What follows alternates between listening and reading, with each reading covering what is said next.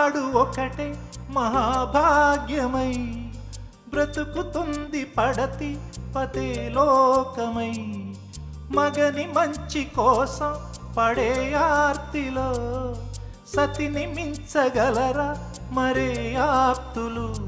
ఏ పూజ చేసినా ఏ నోము నోచినా ఏ స్వార్థము లేని త్యాగం భార్యగా రూపమే పొందగా అపురూపమైనదమ్మ ఆడజన్మ.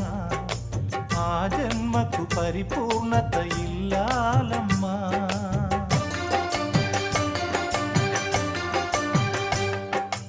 అపురూపమైనదమ్మ ఆడజన్మ.